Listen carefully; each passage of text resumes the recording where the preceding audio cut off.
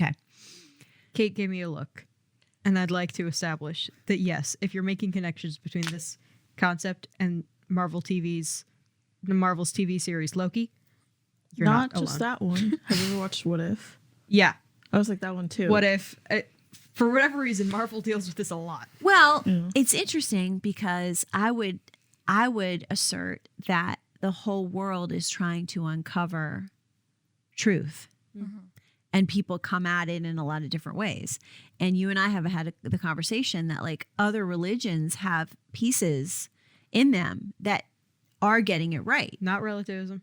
We are not relativists. We're not saying your truth, my truth, and all truth. But I mean, there are just some aspects like someone gets something right. Sometimes. Yeah. Like it's Sometimes. like, not every religion isn't all wrong. Right. Like I use the metaphor of like, here's the thing: we're all searching for the same thing, and there is one answer somewhere, right? Pulling out the fact that whether or not Christians got it right, whatever, there is one answer. Yeah. So if everyone's looking for the same thing, everyone's gonna find Like a piece of it. the same somewhere. thing. Yeah. It's just like it's like if At least a piece of the same. at least a Yeah. piece. It's like if we had a giant. It's like if God is a giant T-Rex, right? Follow me on this.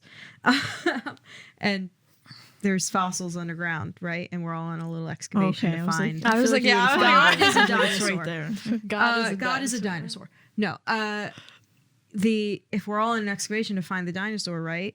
And we found the Depending on where you start that excavation, So if You're we gonna found you're the going to head, find different it's parts. like we found a head, and then some people over, like 150 yards over, they're like, we found a bug that indicates the existence of the dinosaur, and we're like, we found the dinosaur, and they're like, no, we'll decide when we found the dinosaur. Yeah. And so it's like we're all looking at the same dinosaur. Yeah. Like we're all looking. We're but looking for the same dinosaur. So what I was going we're to all say gonna about find the same dinosaur about historical theology is there have been a lot of really, really intelligent people, really intelligent. Like, can you imagine being the person who thought, wait a minute, if God is all these things, then he would have, and like coining the phrase middle knowledge. Like smart people have thought about this stuff and tried to figure out how and if the Bible squares up with reality and what we are experiencing. And that's what I loved about the historical theology book, because it showed like it not only did it explain like how we came to believe what we believe, it also explained tests that failed and things that people asserted that other people were like, that can't be right because of this. And I love that because it's like, show me your work, show me the process. And there's all kinds of doctrines. So we learned about the doctrine of simplicity, the doctrine of eternity, the doctrine of, and I was fascinated with those, and it gave me an anchor. So one of the things, the doctrine of simplicity is God all the way, all the time. And I remember actually reading that paper I for you. wrote it my final paper on that because that's so, even though it's not simple to think about God, all of God, what it means is like, he is simple. He is one. He's not, like you said, there's not multiple gods. There's unity there. It's simple. He is one being, and he is that thing all the time in every way. And so the doctrine of simplicity, for example, speaks to, can he be good and also just? Can he be good? You know what I mean? So how can he be all these things all the time? The other one that changed my mind on Molinism, my professor's going to be so happy that I'm saying this publicly because we had a whole conversation about it. Name drop. No. He really did work with me because I was like, I'm that person in class. I'm like, I'm not buying it. And we had to have like Zoom calls. I was like, you're going to have to walk me through this. He gave me a huge email. I was like, okay, you've made some progress, but I still need more, because I came with a presupposition because I had dealt with free will and predestination for such a long time. And I had finally felt satisfied in the Molinism answer. And so for him to upend that, I was like, don't do that. I've finally got someplace. What did he like? So the doctrine of eternality, this is crazy. the way that he described it, not maybe we should, I'll find something to put on Is the this website. what you were talking about at Christmas? And you were like, sit down, I figured it out. No, that's the Trinity. Oh. And I didn't figure it out, but I was really excited about Edward's view on the Trinity, which we can do if we have time. But I didn't articulate it very well, so I would have to ask the Lord to speak through me. But for me, it was impactful because the Trinity is really hard to understand. Okay, so but about eternality, if God is eternal, and eternal is not the same thing as infinite. So infinite is time bound because it's like forever, which is a time bound statement. But God is eternal, and so what I had to build a system around is that when God created the earth, he also created time and space. If God exists inside of space, then you actually have to make him smaller because he created that. If God exists in time, that makes him smaller because he created that. Time is a construct. And so it's a creation. That was the first thing I had to wrap my brain around, that time and space were creations in the same way Yeah, as like God doesn't have to work within that. Like that's it's right. not like he, And so that's what eternal means. He is outside of those things. And so what my professor said, and thank God I do online classes because I had to pause it. And I was like, what did he just say? He said, so for example, God can wake up in the morning. This is obviously totally anthropomorphic, and have a cup of coffee and work with something that's happening in 1924. And then have breakfast and work with something that's happening in 2082. It's all of time is in front of him. yeah, it's not like it's not It's- linear to him. Yeah, it's Yeah. not linear. He is not. Wait, have you guys ever seen Interstellar? No. Yeah. Like you know, like But that's why I like science fiction, because it teases out Yeah. these things in a way that gives us a visual representation, like the 'Cause multiverse. in like Interstellar, they make time like in the higher dimension. Time is a physical thing, and they just like see it all at once. Yeah. it's not like they're not traveling through it anymore. It's Yeah. like just like a thing to them. Yes, that's a really good represent. I want to watch that. It's a movie. yeah, it's like 3 hours long. It's It's Matthew so McConaughey. good. You can't watch it. That's all right. I can watch it. I'll watch it So, too. Mom hates so Matthew McConaughey. now He's I'm coming around because he was the voice in Sing. Sing. So Such a good movie. So What voice? Never mind. He was Buster so Moon. he was Buster Moon. What? in Sing? I did not I don't see know that. any of the. I And in love Sing Sing. too. Do you guys see Sing too? Yeah. like 3 times in this year. Okay, so anyway, that helped me understand that God did not have to, even though he did, this is a whole different conversation, even though he did start creation and have everything sorted out, he didn't have to work in the what ifs because he sorted it all out. He is sovereign. He did it all. He Yeah. sorted it all out.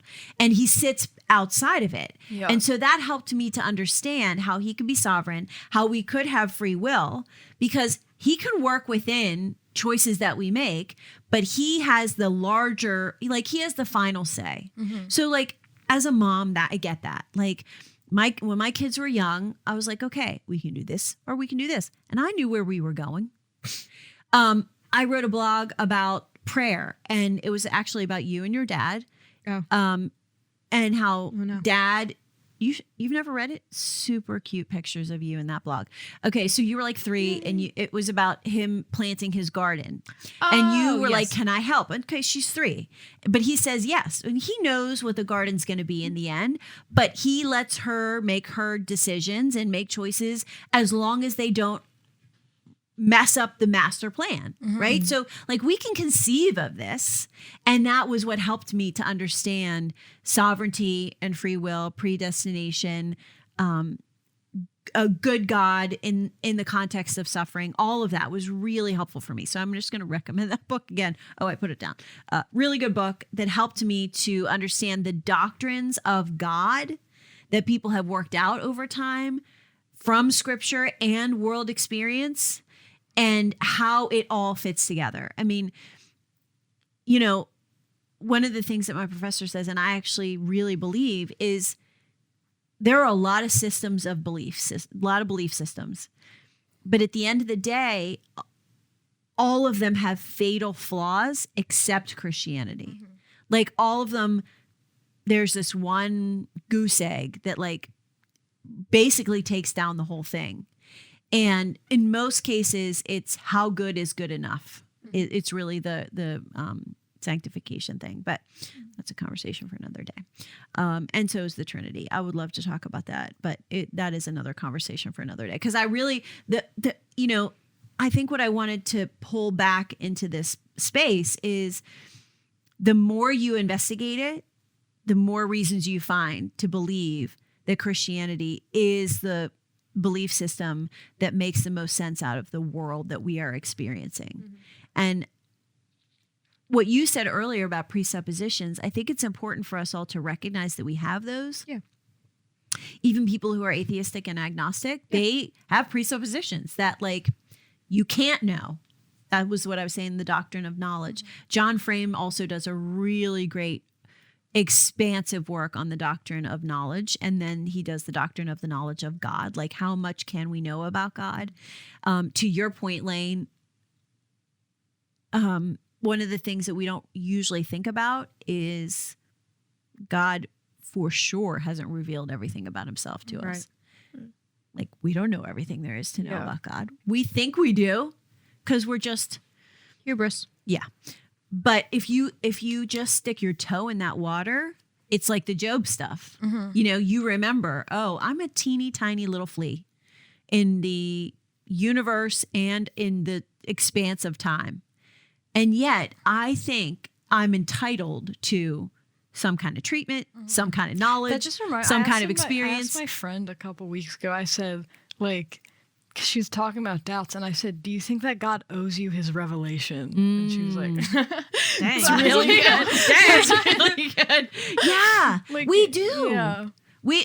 I wonder if that's somewhat a first world situation, but we're super entitled people. Yeah. And we think we're owed all of it. Well, Yeah. That was really good. That's because you were studying Job. That was your rephrase of the smackdown at the end of Job. okay, so we can cut it out if you don't want to, but I would push back a little bit on that concept because in my head, it's like, well, yeah, if you want me to worship you, I'm good. Why don't you give me a reason to? Does that Well, make that sense? comes down to He that has thing given of- you a reason Right. to. I was just going to say, we can cut this out, but it will be because you want to, because here's the bottom line. Bring it. You are stubborn. Very. And if you do a fair, as you've already experienced, if you do a fair assessment and continue to walk down the road and continue to let people speak into your doubts and questions, you will get to the end of that place where you're like, oh, he is worthy of my worship. Not because he's revealed everything to us, but because he has revealed plenty, more than enough for us to understand he is the creator.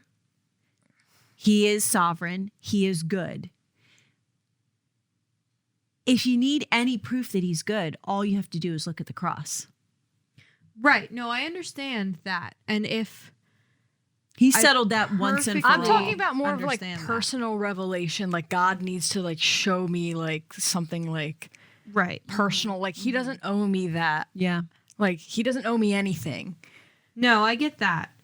I honestly do get that from like a personal standpoint of like he doesn't have to tell me what's going on in my life or what's going to go on in my life or why but my thing is like I've been struggling to find a reason to justify creating it all. If that makes sense, which is a little bleak. And by a little bleak, I mean very bleak. I was like, that's a lot. Because he wanted It's very to. bleak. Well, that's And he is allowed to do whatever he wants. I guess he's allowed to do whatever he wants, but and maybe this is me putting human traits on a Yeah. inhuman god, but I'm like, well, if you created the world, you created the universe, you created these people, and you said, worship me. I'm over here like, why? I don't really didn't think he ask- says he worship me. I didn't think he's innately deserving of Yeah. worship. Yeah. Okay. Why? Okay. You can go. I don't want to be like a No, let her five-year-old, but- let her do No, it. I mean, I think that he's innately deserving of worship because of everything we've already talked about. Like, he did create you, so you like. I haven't been convinced that that is a good thing. I see where you're coming from. Do you see? Do you understand? Yeah. Like, it was a story, and it might not be true, but I read it, and so therefore I think it's true. An example being like a person on an island that is completely cut off from the world, right? And a missionary goes there, and the missionary tells the people on the island about Jesus. And one of the island people say, so what about all the people who died before? So in order to get to heaven, we have to know about Jesus. That's not He's true. like, yeah. I don't think that's true though. Well, the question, yeah. So it's like, well, what about all the people who died before you got Well, here? the who didn't Bible know about says Jesus? in Romans 1 that everyone essentially is held accountable to their own knowledge. So the man on the island, he sees creation. He can say, okay, there is a God and he's deserving of my worship. And that's it. That's the bottom line. He doesn't need to know the story. Right. So great. So that's what the missionary says. You don't have to, they don't have to know Jesus in order to get into heaven. They're held accountable to their own knowledge. So then the man says, then why would you tell us? Because the Bible says to. Well, and also because But of do you sin. get the because I of get the sin. concept Because of of it? sin. Like, And the yeah. reconciliation that we can have with God through his son because of sin. I don't find that a satisfying answer. Like, That's okay. Here's the thing is you're still on your journey. I am very and still- I'm much really still in my journey, excited yeah. about the pathway that you've made on the journey thus far. Come back in a year and tell us how your journey is going. Yeah. Because Well, Gianna special. the Gianna moment. Don't. My head's already too big. There was something that did you say, oh, I want to come back to that, or did you already do it? I mean, there's something I wanted to touch on, but I feel like it's kind of like an ending. Okay. moment. Well, I can talk about it now. Actually, never mind. I'm kind of getting there. But my biggest thing, like, I'm also like a logical, sciencey person, but on the other side of like not like chem and biology. On like I said, like I'm a psychology major, so I'm on that side of things. So for you, I'm just trying to be like relatable and also talk to like my thing. Like for you, going all the way back is like logical and like asking that question. For me, and I'm not condoning. Well, it's not even bad. For me, it was when I got to college, I'm going to do my own thing and see how that goes for me. And it backfired. Oh, it And now never I'm goes here. well. Yeah, no. But that's just because And I'm a I'm- terrible and it's judge like- of character. And the Let thing her is, I finish. know that because like I've seen other people. I wouldn't call it rebelling. So I was like, I don't condone this, but I condone exploring your faith. There we go. Good. Exploring your faith, sometimes at parties. But not even that. Like, it's. I think that's also the thing is like people see my version of exploring my faith as rebelling. But honestly, I didn't. I still like. I was still at my school. I was part of like we had like a little Christian club or like a fellowship thing. I still went to that. Like I still went to church.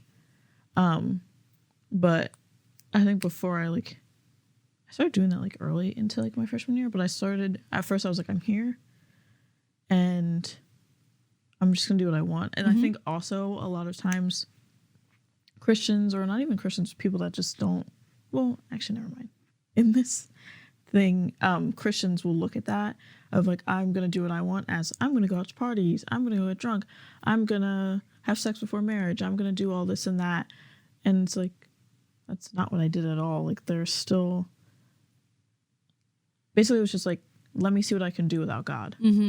How, And if it's I like- can figure it out on my own. If I can figure it out on my own. Yeah. And I do that a lot, like just in life. Like I do a lot of things on my own.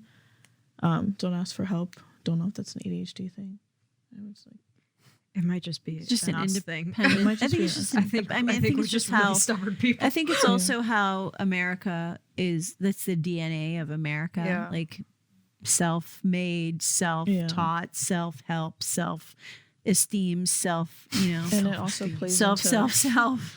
it also plays into like vulnerability, because you have to, even to like ask a question in class, you have to be vulnerable to speak up and sound stupid. But it's like, if it helps you understand, like that's also like a great thing for me, is like, if it helps you understand, ask the question, or be vulnerable, ask for help. That's exactly right. And that's what I realized after I was like, let me see if I can do this like without God. Like, let's see how far I can go on my own. And I was like, oh, I can't at all. Like, I can't. Didn't really work out. No. Dr. Phil moment. How's that working for you?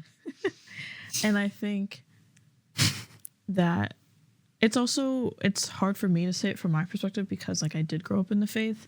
So it's like, I always knew like I can just go back to this. Yeah. But it's like, Kind of kept it in your back pocket.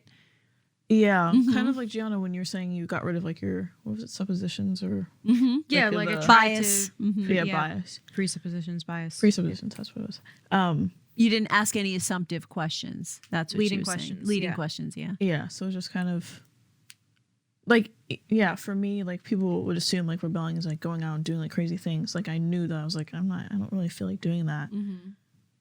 Just kind of like doing my own thing.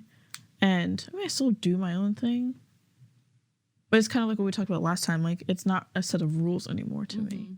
It's not like a list of things that I have to go through. Like, it's just like, there are things that are part of my life now, because it's part of my relationship. It's something that someone you trust told you is best for you. Exactly. And like so you then do it. yeah. I understand that. Like, I feel like I understand what's on the other side of a leap of faith, if that makes sense. Because I grew up in the church, and because I grew up with my mom, and because And your dad. and my dad. But Yeah. yeah, and my dad. But like, I understand why people would worship God. I get it. I get it. I get why people would follow God's commands, guidelines, advice, whatever you want to call it. I understand that, but there's a leap. There's a leap. And I'm like, I'm not going to jump over that until I know for sure that, well, I was like, I'm not going to jump over that until I know for sure God exists, which I established. But now the question isn't, does God exist? I believe God exists. The question is, does he deserve to be worshipped? So that's like where I'm coming up to it. I'm just like a dumb cat hitting my head against the same wall because I forget that it's there. But like, I just keep going. Well, I think that's fair. I think it's fair for you to say, I'm going to make that leap when I'm ready. And all I'm saying is, and I would say this to anybody who has doubts or feels trepidation about starting the faith journey or has doubts in the middle of their faith journey, just keep having the conversations.